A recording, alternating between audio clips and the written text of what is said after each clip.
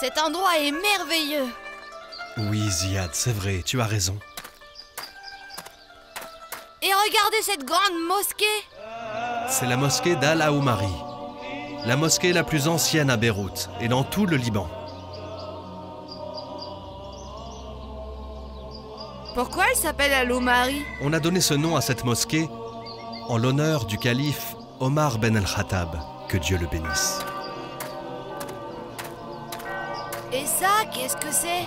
C'est la cathédrale de Saint-Georges.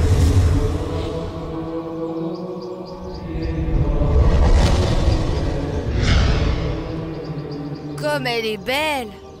Ici, au Moyen-Orient, les minarets des mosquées et les clochers des vieilles églises sont côte à côte.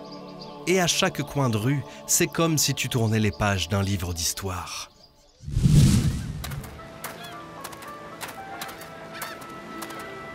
Oh, ces coffres sont vraiment très lourds. Est-ce qu'il y aurait des pierres là-dedans? Ce sont des coffres d'amandes, de pistaches et des graines de pain. C'est incroyable! Ça y est, je ne sens plus leur poids. Ah, vous allez nous manquer, maître de la mer. Et je crois que vos belles histoires nous manqueront aussi. Vous me manquerez aussi, Haj Rafik. Merci pour votre hospitalité. Ne dites pas ça, capitaine. J'aurais aimé que vous restiez avec nous pour toujours. Tiens, Ziad, prends ça. Ce panier de fruits est un cadeau que je t'offre, mon garçon. Merci beaucoup. Je vais le prendre pour toi. Sacré loulou. Allez, préparez-vous à embarquer.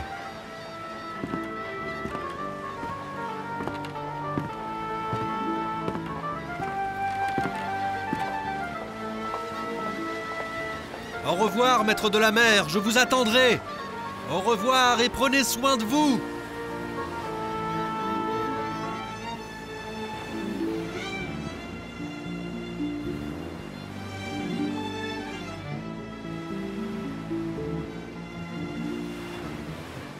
Où est la surprise que vous m'aviez promis quand on a embarqué, capitaine? Elle est devant toi. C'est le rocher du Raouch. Comme il est beau!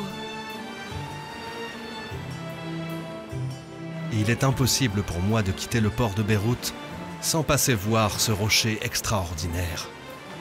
Haj Rafik a dit qu'il aurait aimé que vous restiez toujours avec lui. Pourquoi vous ne construisez pas une maison ici ou dans un autre port? Parce que ma maison à moi, mon garçon, c'est ce bateau. Mais ce bateau n'est pas une maison. La vie elle-même est un voyage, mon garçon. Il existait il y a longtemps un homme bon qui vivait sans logement et qui dormait dehors. Et ce, malgré qu'il possédait beaucoup d'argent et une bonne santé. Alors les gens lui ont dit « Pourquoi ne construis-tu pas une maison ?» Il a répondu que la vie n'était qu'un pont qui emmenait vers l'au-delà. Quelqu'un de raisonnable construirait-il sa maison sur un pont? Cet homme faisait tout le contraire de ce que faisait Karoun. Oui, en parlant de ça, où nous sommes-nous arrêtés dans l'histoire de Karoun? Quand Pharaon l'a convoqué dans son palais et qu'il lui a parlé de la foi en Dieu de notre prophète Moïse, et Karoun leur a dit que son cousin était un magicien et un menteur. Où est le reste des magiciens?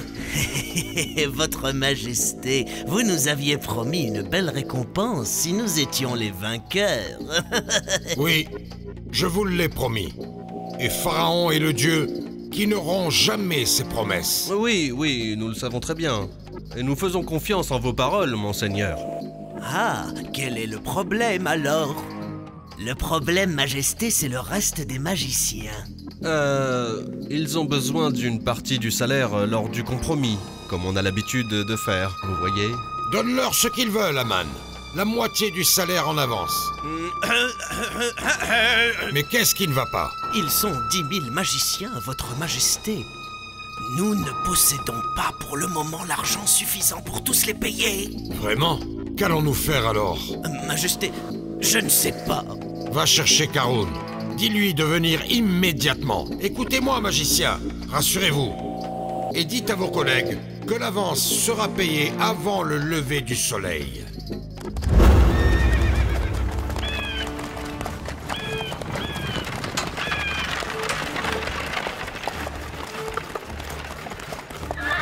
Mais qu'est-ce qui se passe enfin? Pourquoi vous êtes-vous arrêté de la sorte? Je suis pressé. Excusez-nous, monsieur, mais ce sont les ordres de Pharaon. Les ordres du pharaon? Oui, Il nous a ordonné de vous chercher immédiatement. Je ne comprends rien du tout. Est-ce que les gens sont malades à cause de la mauvaise nourriture? Ou alors est-ce que les nouvelles maisons se seraient écroulées sur leurs habitants? Monsieur Karun, nous n'avons pas de temps. Venez avec nous. D'accord, très bien. Est-ce que vous savez pourquoi Pharaon a demandé à me voir? Non, monsieur, je ne sais pas, il n'a rien dit d'autre.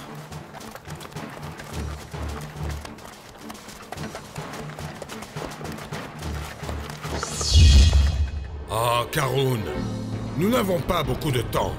La somme est très élevée, monseigneur. Il y a 10 000 magiciens, et l'avance qu'ils demandent représente beaucoup trop d'or, Majesté.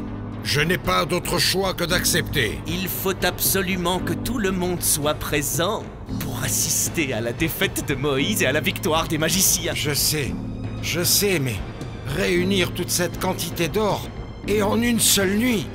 Écoute, Karun, je sais que tu possèdes de l'argent. Demande-moi ce que tu veux en échange. Je ne peux pas. Je ne peux pas, votre majesté. Je suis là pour vous servir. Parle, Karun. Et dis-moi enfin ce que tu veux. La terre qui se trouve à l'est du Manif. Toute la terre? Tu veux que je te donne toute cette terre fertile? Pensez bien, votre majesté, au scandale auquel tout le monde assistera. Ceci ne mérite-t-il pas une terre? Cette terre est peu demandée, votre majesté, Pharaon. Regarde, les magiciens sont arrivés. Les magiciens de Manif! Les magiciens de Manif! Gloire au grand Pharaon! À ton avis, qui sera le vainqueur aujourd'hui, Carré? Moïse ou les magiciens de Pharaon? Quelle est cette question à toutes?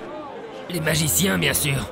Ils sont très talentueux, mais n'est-il pas permis de penser que Moïse soit honnête? Comment ça, honnête? C'est une compétition de magie. Voici du magnifique maïs, des fermes de Corée. Venez vite acheter, allez, venez. Pharaon est arrivé! Avec Aman à sa droite et Karun à sa gauche.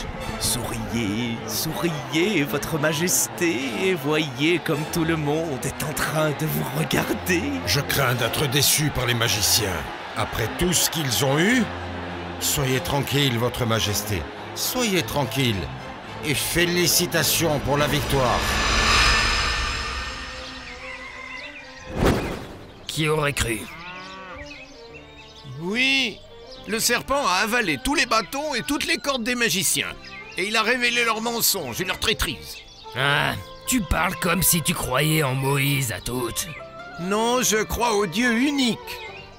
Le Dieu de Moïse et d'Aaron.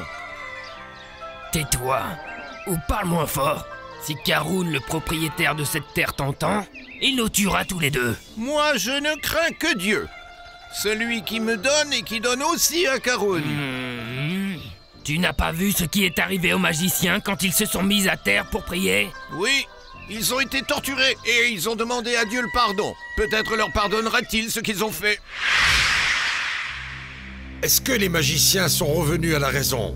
Malheureusement, monseigneur, ils insistent dans leur dire. Alors torturez-les encore! Nous avons déjà fait tout ce que nous pouvions faire.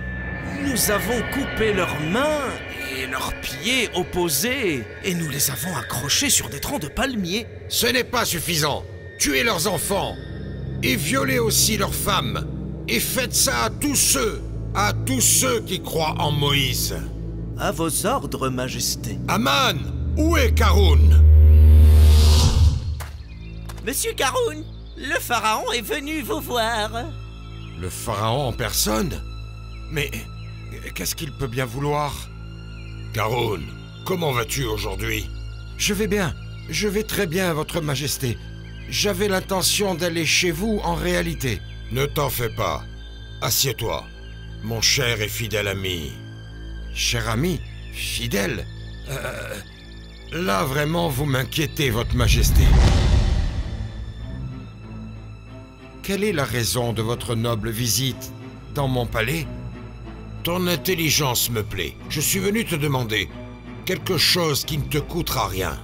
À votre service, Majesté. Je sais que tu es l'homme le plus riche du pays, l'homme le plus riche du monde entier. Et c'est grâce à vous, votre Majesté. Non, c'est grâce à ta connaissance et ta persévérance Que puis-je faire pour vous servir, Majesté? Quelque chose qui sera très facile à faire. Te montrer avec ton chariot en or. Et habillé de tes plus beaux vêtements. Tu seras protégé par les gardes. Et les porteurs des clés des trésors. En résumé, nous voulons que tu passes entre les gens dans le plus bel accoutrement possible. Mais je n'y comprends plus rien. À quoi va servir ceci, votre Majesté? Les gens ne parlent plus que de la victoire de Moïse et de tous ses miracles. Ils parlent de sa main blanche, de son bâton, qu'ils ont vu se transformer en un serpent.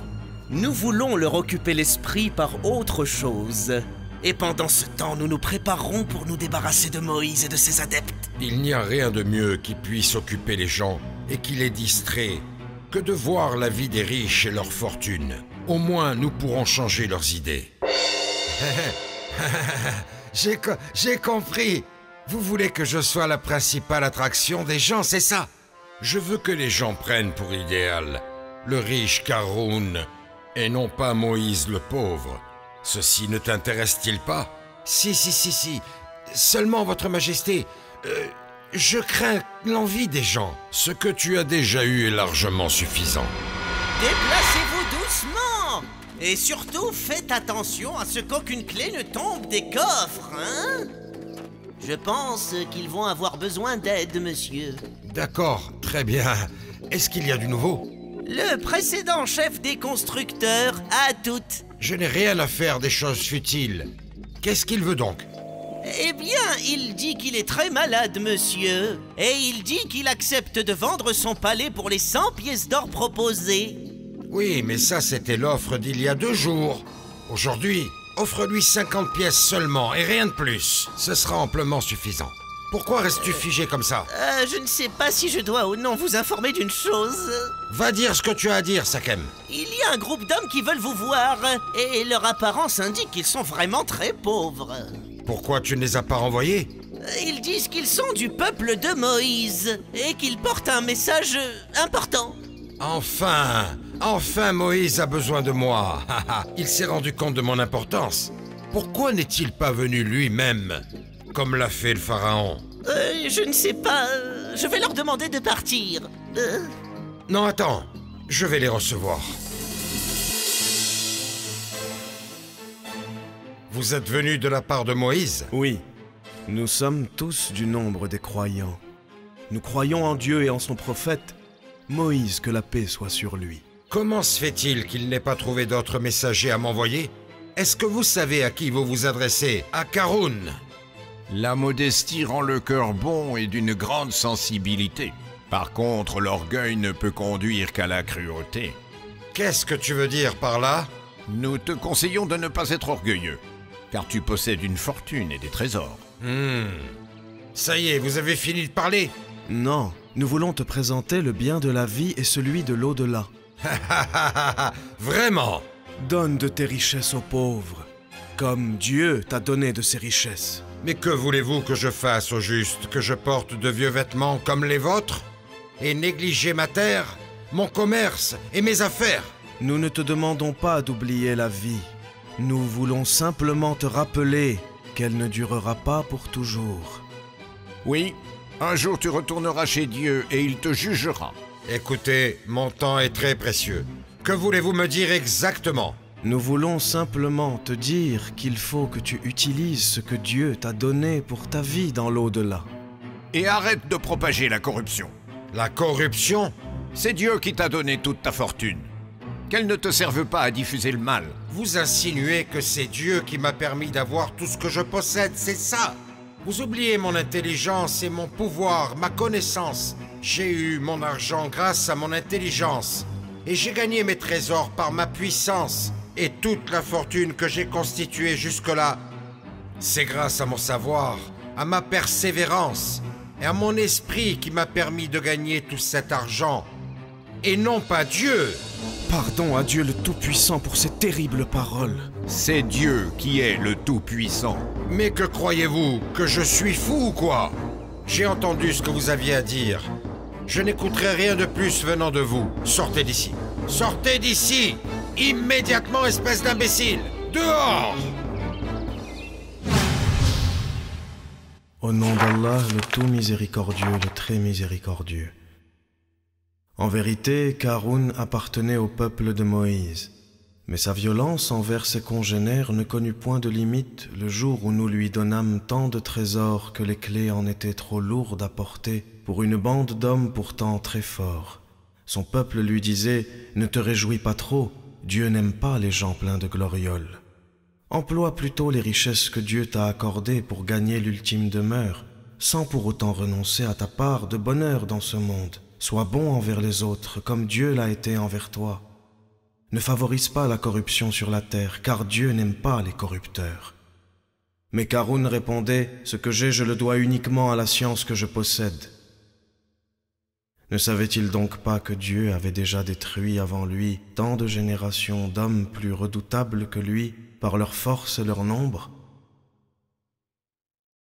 Mais les criminels ne seront même pas interrogés sur leurs péchés. Allah le majestueux a dit vrai. Ces hommes sont sortis de chez Karun désolés et attristés. Ils se sont rendus compte que Karun faisait un amalgame entre les origines de la richesse et ce qui en découle. Pardon, capitaine, je comprends pas. La persévérance de l'homme est un des meilleurs moyens pour lui de le mener au jardin des richesses. Mais les fruits de ce jardin ne proviennent que de Dieu le Créateur. D'accord, là je comprends mieux. Karun n'était pas en mesure de se rendre compte d'une vérité que même un petit garçon a réussi à comprendre. Son orgueil lui a fait perdre le discernement et il n'arrivait plus à écouter la voix de la raison, ni même à écouter les conseils avisés.